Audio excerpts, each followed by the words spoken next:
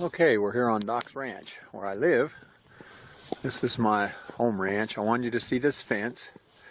You'll see there's only 3 strands of barbed wire here. We're not using this fence, of course, anymore because you'll see that the neighbors built a big 8-foot game fence in next to this barbed wire fence. But this fence, you can see how fallen down it is and broken down.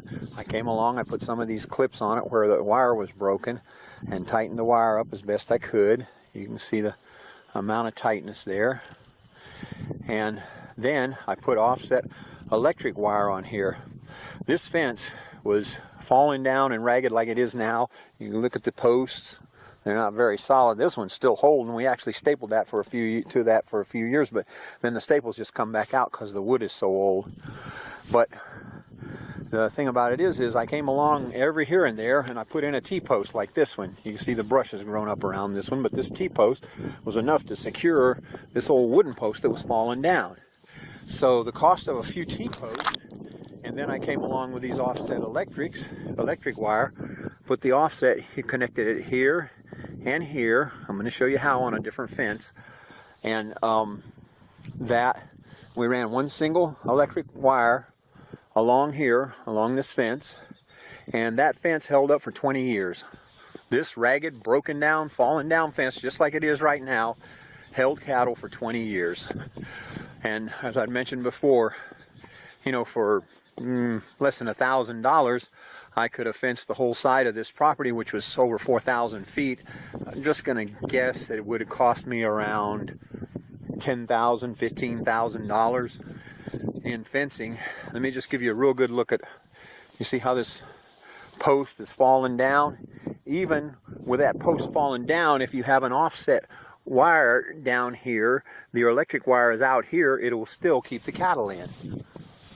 And you can see how fallen down the fence is over here. Hopefully you can see that barbed wire. Let's see. There. It's all just falling down. The whole fence is falling down. So we're going to go to another ranch and I'm going to show you one that's finished correctly so that you'll know what that looks like. Okay, here we are on another ranch that I have. You can see this is a brand new fence. I just put it in. We're coming up to the corner and here's the offset electric wire. You look at that wire, it sets off from the actual fence. See if we can see it from both sides. It's about, a little over a foot off the fence. And that will keep the cattle from touching that fence. I don't care if there's a bull on one side and a cow in heat on the other. He will not. He may get shocked a few times touching it, but he will never touch the actual fence. This is the fence. Now this is the electric fence here. I'm not going to touch it because it's got about nearly 7,000 volts going through it. There you can see the clip that I told you about. I call it an offset. Has an insulator in the end, and then the wire goes through the insulator. I'm going to show you some better close-ups on that later on another ranch. We're going to demonstrate how you make this whole thing.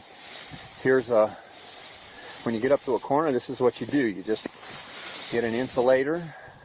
You can see that the wire goes through the insulator. Well, I hope you can see it.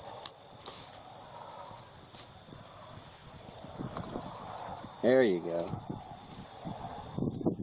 And then you take another piece of wire and you wire the insulator to the post.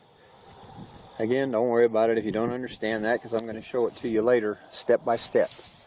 And if we follow the wire on down the fence, we see the post. That's my tractor setting outside of the gate fence there. You'll see another offset here. This one's very old. It was on that original fence that I told you about that stood up 20 years to everything from salt water, salt spray. You can see all the rust and everything. This doesn't have any electricity in it. It's grounded. The wire does. We don't want to touch that. It will knock me down. It might stop my cell phone from working too. But there's your insulator. The wire goes. You can see that the wire goes right through that little hole in the insulator. Walking on down the fence here, you can see this is a T-post and wood post fence. And the offset wire, when I come to a place where the wire needs to be tied to another piece of wire, just wire it together. I'll show you how to do that where it's pretty safe. You don't have to spend a lot of money on connectors. This can actually end up being relatively inexpensive compared to building a new fence. These little plastic fence posts, basically, that help you set your fence and keep the wire from falling too far. This way you don't need as many offsets. You set one of those between each offset. Here we have our offsets about 100 feet apart. Yeah, about 100 feet apart, the offsets, and then we have that little post, that little white post at the 50-foot mark, halfway, and you can see it keeps that wire nice and straight on there. You may be asking yourself, why is there so much grass around that? Well, I have cattle in this pasture. That's what it's for, is to have grass for them to eat, so I don't have to buy hay. Okay. This is a little 5-acre plot, which is for sale, by the way. We're asking $75,000 for it. Maybe I could scan it for you real quick. It's a nice little place. We're going to be going into the sun here, so.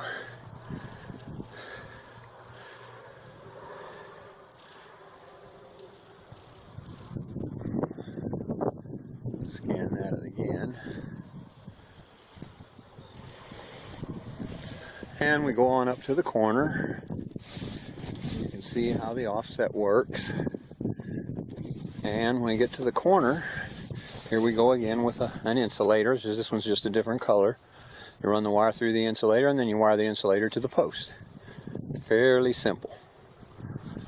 Time consuming though, mostly because you have to walk up and down the fence. And if you see this, that's a tightener.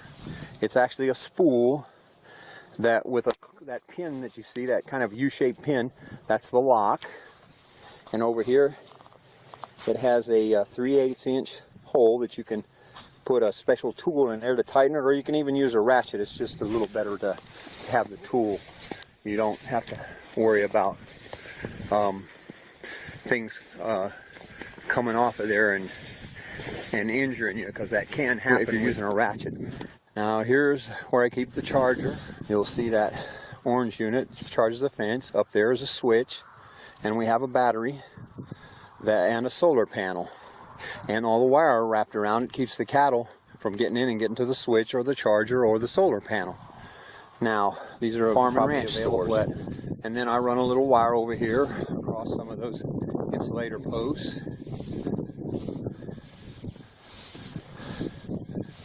Up to the offset wire on the fence, which goes down that way to the corner and down that way to the corner, a total of about 1,200 feet. And then just tie them together. I kind of have a special way I do it, just make sure you got plenty of contact there. Not a big deal.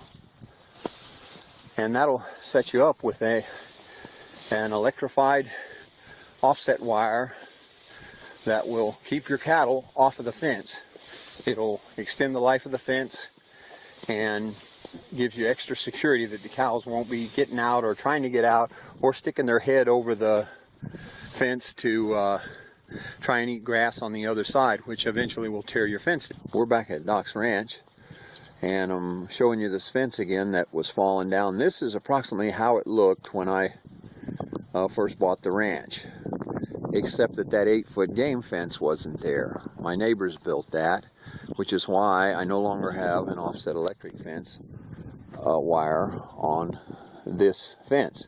It's not necessary anymore, thanks to my friendly neighbors. Anyhow, we're gonna show you how we built that fence. You can see this wire, even though it's fallen down because the posts are all rotten, the wire's pretty tight. I figure this wire is probably 40, 50 years it's old. It's probably been there for 40 or 50 years. Now, we added another strand to it, but that strand has since broke. You can see that the brush is growing up all around the fence. And this is where the whole thing started, right here in this corner. I built this corner. This is a very sturdy corner. And then after tightening the fence and everything, I realized that I would have to replace so many posts that it was just not going to be cost effective. And I went down to the local farm and ranch, and they recommended that I do this offset electric fence. So we're going to show you how to do that.